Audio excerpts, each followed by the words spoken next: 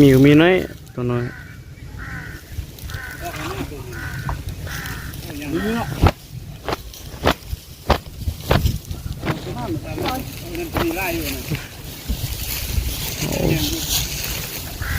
นั่นแม่เยอะเลย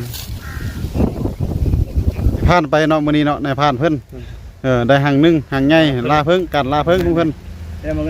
โอเคโอเคไปโอ้เด็ดดังเด็ดนะเด็ด2-3แม่เนาะโอเคโอเคโอเคยาไอ้ชีวิตยำกี่ตัวแหงจะเดินชายตัวแหงตู้ยำไปมั่วแม่โอ้เนี่ยแม่นมานี่นี่โอ้ลอยเลยยันลอยเลยคนไทยยานครับเพิ่งไงโอ้ม่านเนาะมันนี่เนาะมันนี่เลยถึงมิ้นก็ถึงเพิ่ง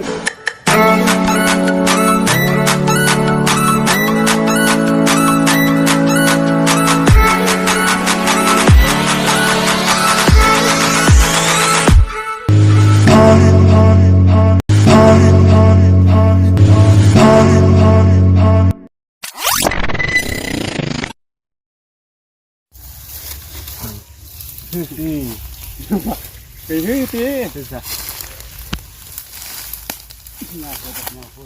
กับงานเอียดนี่บนเลือก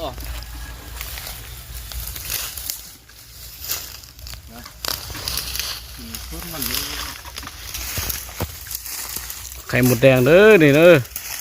กินยาให้เชื่อเอ้ยยันเชี่ยมมือเชี่ยมเจาะจมูกเนาะคือกลางโอ้คือหยาบพูดเนาะบ่แป้งคู่ดีๆก่อนปิ้นคู่ก่อนเอาลวงลวงนั่นแหละ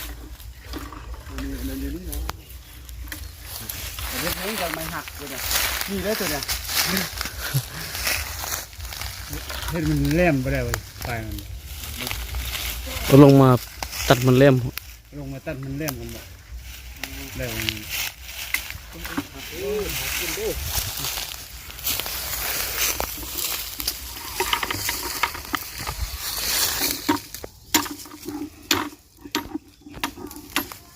เฮ็ดแล้วใส่ขนาดโอ้นี่ลงคลิป YouTube ดีรักเลยแง่ไข่มดแดงปี2000นี่เนาะเขาเนาะ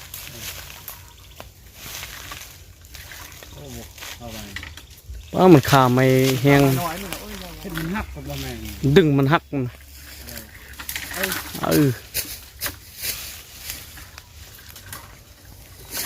้องต่อราคาเขาเด้อพี่น้องเลย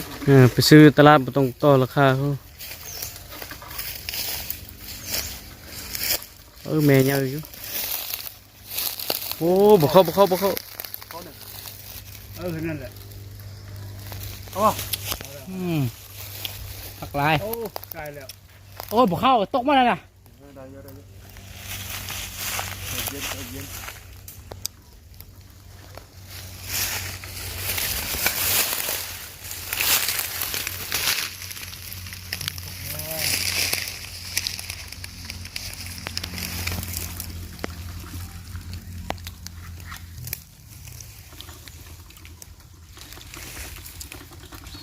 โอ้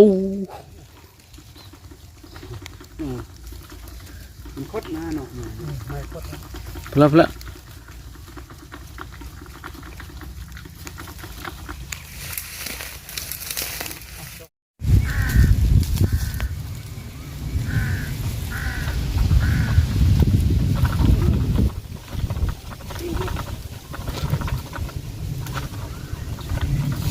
มีน้อยตัวน้อยนี่เนาะมีไล่อยู่นะนั่นแม่เยอะเลย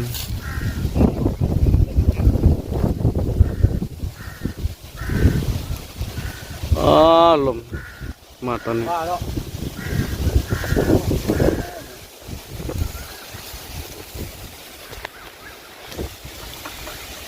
ดีป่ะ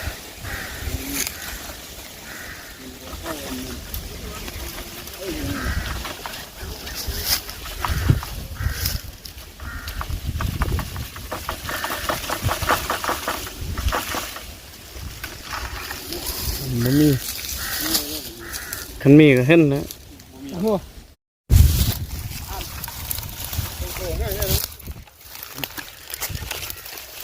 มีอีกลูกหนึงนะ เดือดร้อนอ่ะ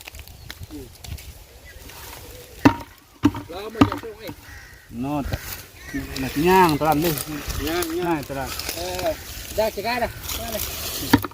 มาไม่ง่ายหรอกนี่ก็ย่างดิ นี่ก็เกี่ยว บุ๋มเนี่ย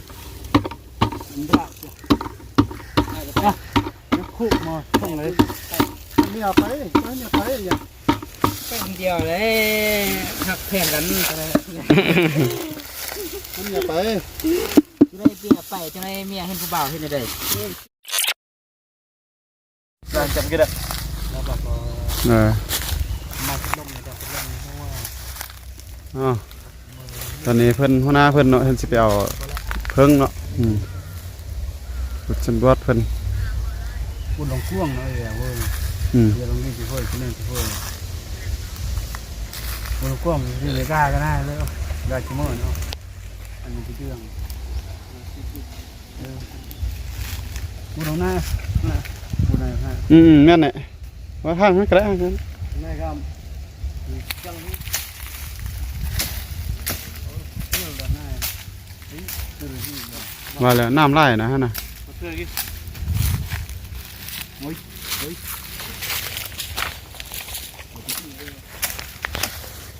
ยอมเพิ่นแต่กาขนาดนั้น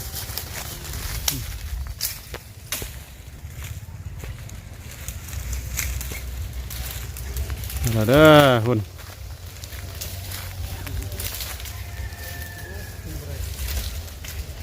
เราอย่างพ่วงในนี่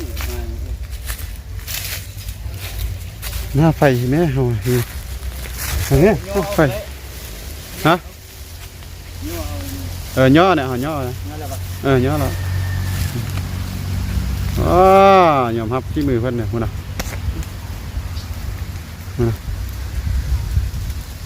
โอ้ยมาล่าอับตื้มหัว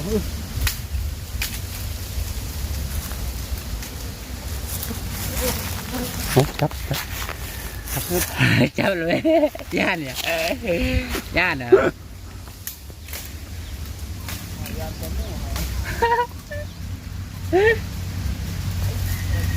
แถวนี้มันแห้งไรแท้ตัวนี้เลยอยู่นั่งซื่อๆนี่นะมันโบนี่มันโบไล่เลย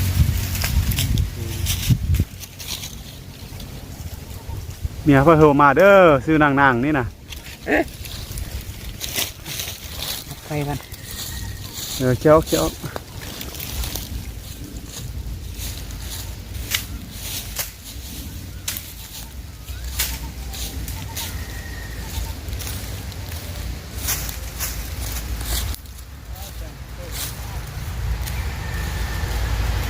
ไฟเบิกลูกเดชเนาะเราต้องให้แต่นั้นเคี้ยวไหมเคี้ยวที่ฮัดแล้ว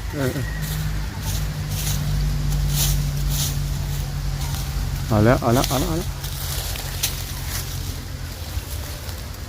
พุ่นมีเฮิร์นเอาเพิ่งอ่ะพุ่นพ่อฟันเอาเลยพุ่น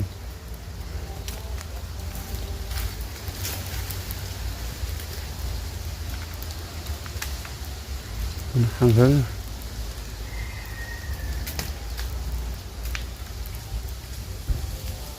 ก็ตัดสีซื่อเลยย่องนะเด็กเกิดนี่ผูกเข้าเลย พาบเขากับตาสนันเนี่ย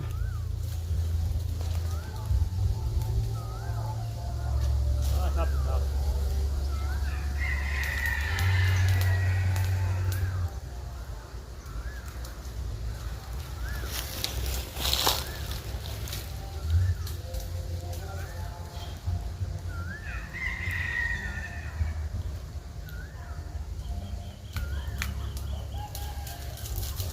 ผู้น้อยเด้เนาะเฮ็ดหยังก็ไวเนาะบ่ได้บ่ยอมเลย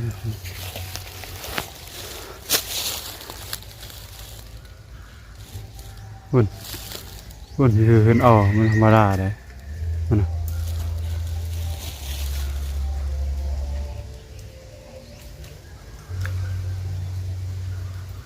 มันน่ะนี่ โอ้เรื่องรถนายจำเป็นเยอะเดิมอมเดิมนี่ก็รู้ก่อนยังมือย่อเดิม เอออุ้ยมีดบ่เข้าเดี๋ยว ดังดังอุดลึกมือ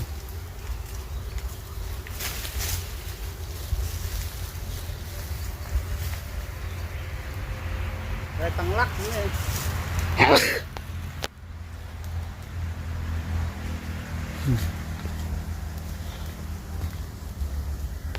เอา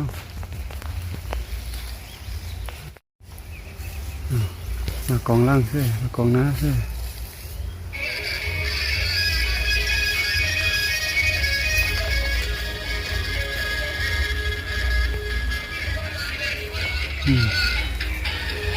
อย่าเพิ่งเนาะเพิ่งเอาเพิ่ง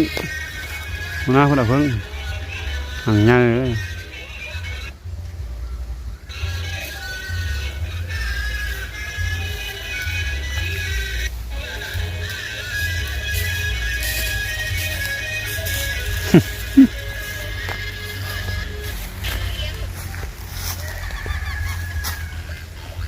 ผมใหญ่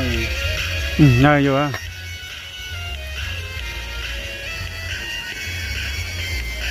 ห่างใหญ่อยู่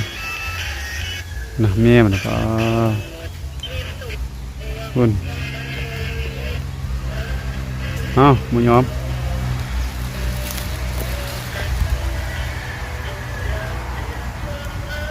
อ๋อมีดเขา เอาห้องตัวห้ามันไป มีดเห่าอยู่เพราะว่าสั่น นะ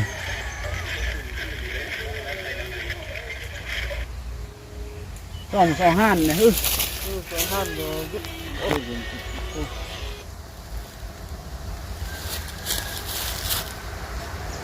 มันบิดเหรอไม่นะ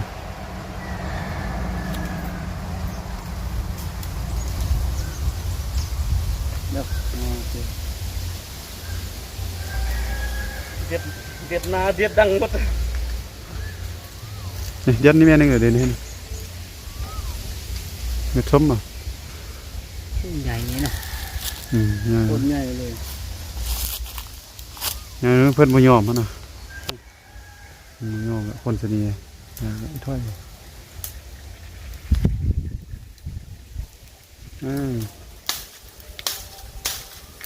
โอ้ครับหัวหน้ามันไอ้เฮิงนั่นเนาะหัวหน้ามันนั่นเนาะ เกาะเลยมัน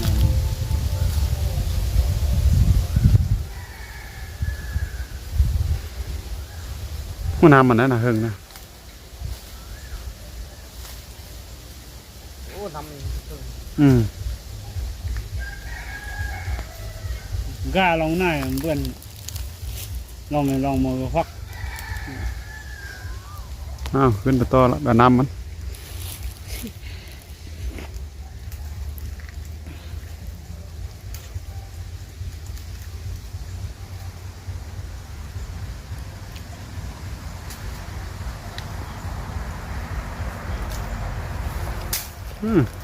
โอ้เมียดนี่ก็เขาพิลึกเนาะ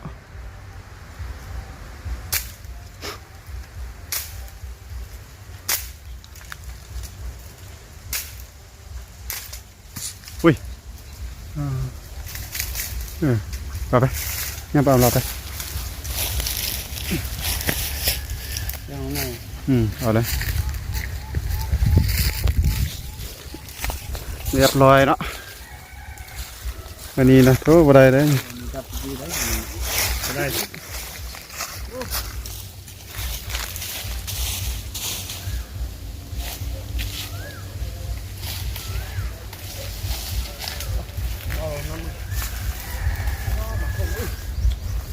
ตกเนื้อตก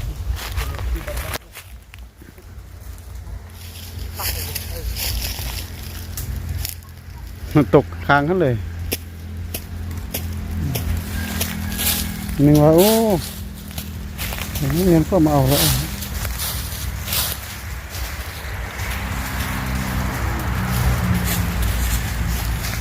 มึง มาอมอยู่ บ่ดอ เด็ดมาหมด หางใหญ่อยู่นี่โอเค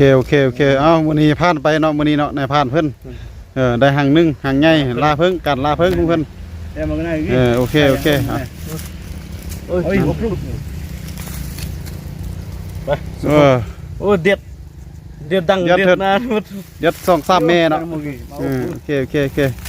ยากไอ้ชีวิตยามกี้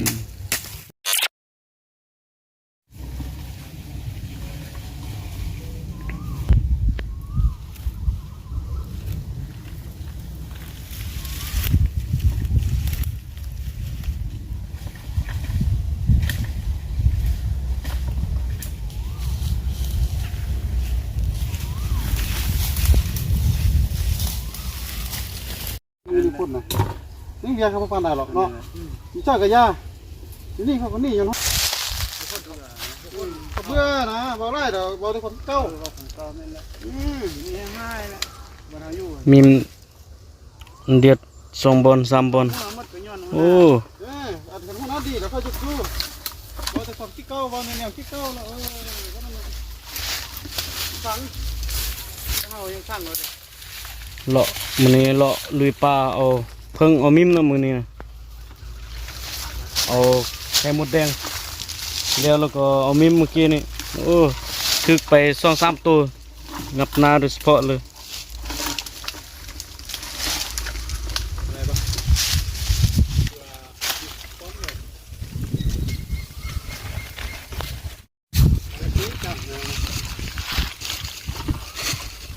เบิ่งเจ้าพวกทางให้โอ้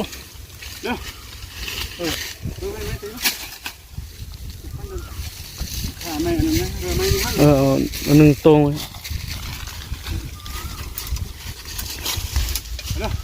แกงชื่อเด้ออันนั้นโอ้ดีอ๋อบ่เข้านี่ ป้อตกพื้นหมดมึงพื้นไม่เข้ามันเลย คือนี่พูดเข้าบ่ได้ดูพอได้บ่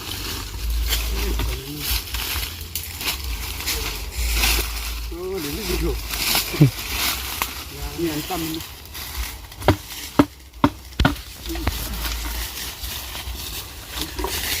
โอ้ผู้ห่อหน่อยอ่อน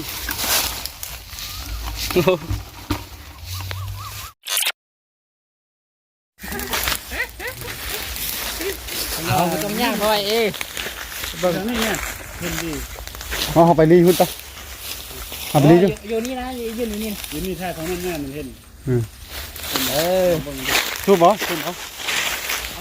เชื่อมากกับนี่นะ เนี่ยเราก็จะมารีพี่นะเฮาเดี๋ยว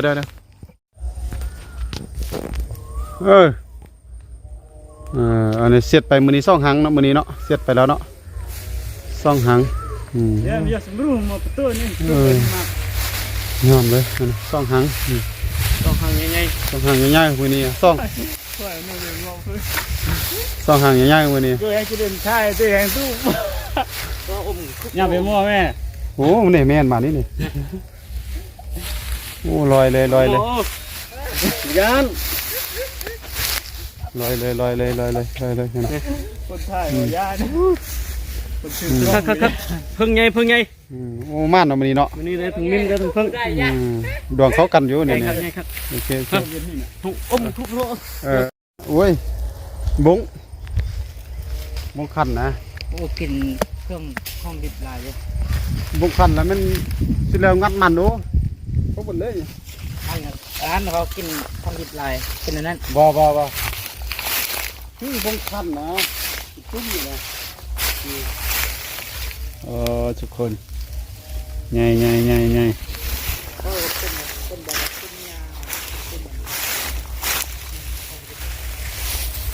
โอ้บนนี้สะอมก็หมดไปต่อฮะหมดเอาไม้พัดนี่นำมัน ได้ซ้ำนั่นนี่นี่ บ่มีน้ำมีปลูกมันใส่เลยฮะโอ้น้ำมันเด็ดเท่านี้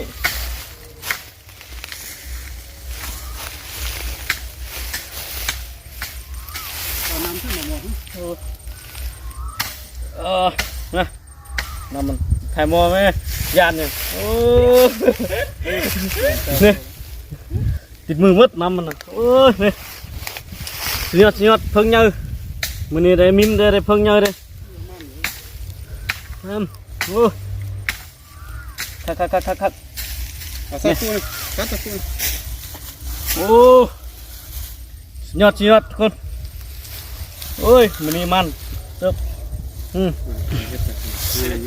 คัก ปัดให้คนนั้นได้แล้วบ่ซ้ำนั่นน่ะเนี่ย โอ้ตับมันหมดดีๆไม้ปลาบ่ไม่แห้งเด้อตัวนี้นี่โอ้ บ่เอาแต่ ถึงใหญ่ๆนี่ จับกับภูมิใจ 2 โลได้บ่2 โล โอ้ได้แท้ได้ว่า 2 โล เอาไปแล้วเหรออันนี้อ๋อ นี่อันนี้กินน้ำมันแล้วโอ้ สุดยอด นี่เอาตัวน้อยเดียดหน้าเอาตัวใหญ่บ่เป็นหยังปลอดภัย